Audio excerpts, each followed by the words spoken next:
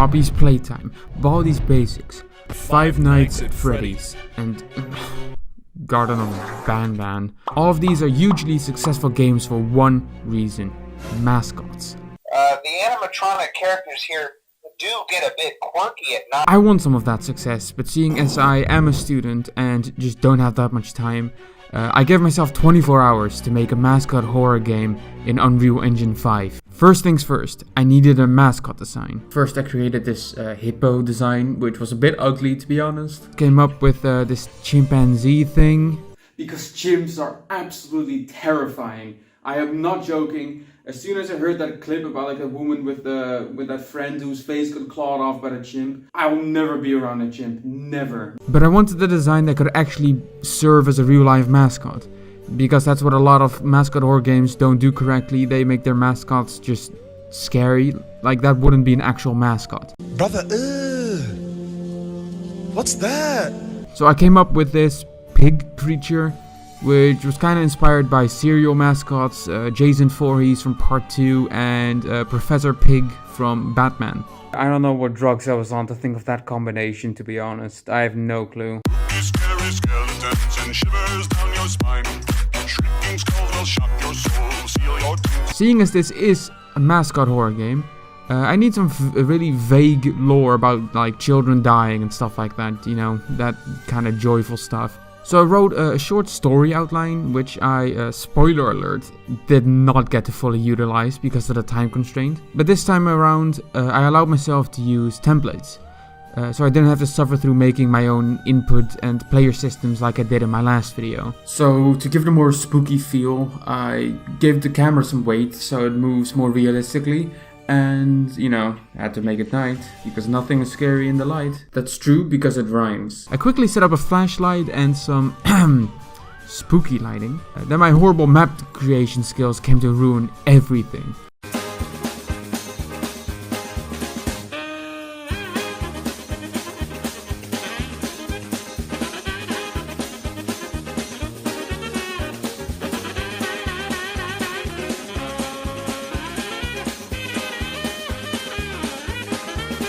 I stole some textures and some models from the internet, which helped to make the map a bit more professional, but you know, that'll quickly fade. I wanted to add a lot of interaction to this game, so I set up a system for it, which I totally didn't fully steal from a tutorial. But the end justifies the means, because look at these doors, they even squeak, which never got annoying during testing.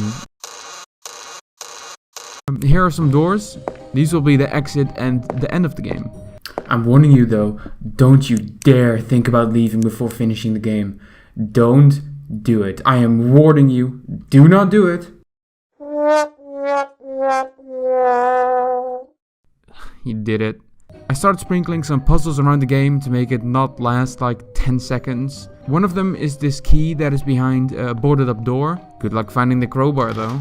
I gave it 4 random spawns, which took way too much time. Actually, I probably should not have done that. I tried my hand at some interior decorating, but as it turns out, I am just as bad at it in-game as I am in real life. Like, look at this factory layout, it makes absolutely zero sense, and I kind of think I made this place a bit too big, honestly. I am not good enough to fill this entire thing. Right after the halfway mark, I was almost done with the puzzles, which had me sweating because there was so much left to do, and I did not think I had the time to do it. There really weren't even any scares yet. This was hardly a horror game. I quickly got around to fixing that though. I finished my mascot sketch and turned it into a cardboard statue. I also needed a 3D model of my mascot, but I've never even touched Blender, and I was very intimidated. After struggling and with a lot of blood, sweat and tears, I made this pile of crap. I will count this as my first 2 hours of my upcoming Blender video, by the way. Subscribe to see that. After finishing the model, I tried coloring it, but it just wouldn't work. No matter what I tried, it kept painting on its entire body instead of just his face. I struggled and struggled and struggled and punched my desk a few times, which I probably should not have done. But eventually I got a duct tape method that kind of worked. Just do not look inside his overalls. I mean it, don't. I went into this program called Auto Rig and I rigged the model. So I gave it bones and like a skeleton so I can move it instead of just being a static mesh. Yeah, it's a bit scuffed. Let's say it's a bit scuffed. I added some spooks to improve the atmosphere.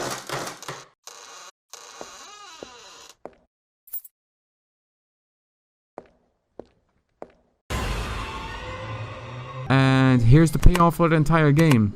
A hint at some lore. We all know you guys all love lore. I added a cutscene which I had to suffer through animating. And we all know how much I loved animating the last time. And I just adore it. I cannot wait to do it again. What? Why? Fuck. Why? I quickly realized that the way I made this model was really not suitable for animating at all. Like, just look at this. I spent my last 2 hours making the actual chase jump scare because every mediocre horror game needs at least one of those. If it doesn't have that, it just doesn't count. And then I also made some intro dialogue.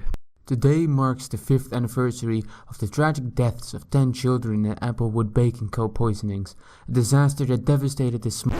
I ain't reading all that. And then, after all of that effort, 24 hours spent, I finished the game by adding a player start point. Now, do you want to see what the game's like? Here are some clips, but you know, if you really want to see, go down in the description and download it. Go play it. It's fun, sort of. Better than my last game, but that's not that difficult. Today marks the 5th anniversary of the tragic deaths of... Wow, spooky.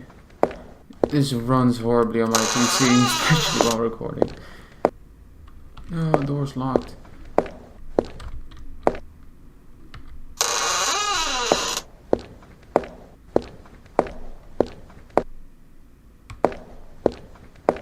Oh, what's this?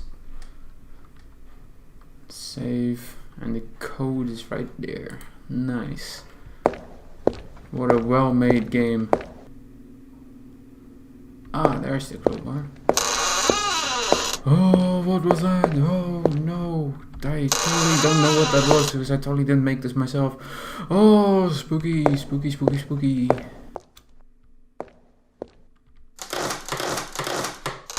That's kind of too loud. Oh, look, a key. Wow. Oh, oh no.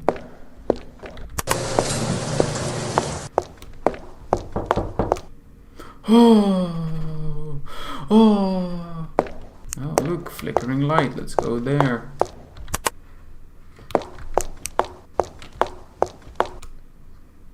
Oh, look, that turned on some lights. That definitely aren't really lazy design choices to point you where you have to go. Oh, look, a graphical glitch. Nice.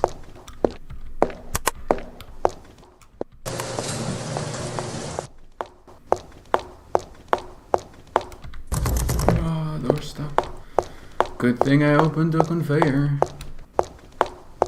Wow, look at these random ovens that I used, even though it's like a home oven, because all the commercial oven 3D models were like $50 and I'm not paying that. Look at this realistic block of ice. Ooh, it looks so good. Melt, yes please. Wow, code that totally would have remained intact within the block of ice, even though it's like on a piece of paper, so it would have gone really wet and just kind of impossible to read.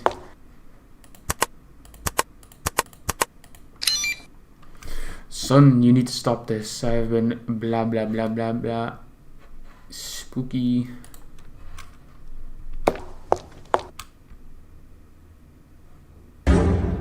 Oh! Oh, so scary! Even though he's so slow and can't even go through this door. And there we have the anticlimax. Spooky, scary skeletons and shivers down your spine. Shrieking skulls will shock your soul, seal your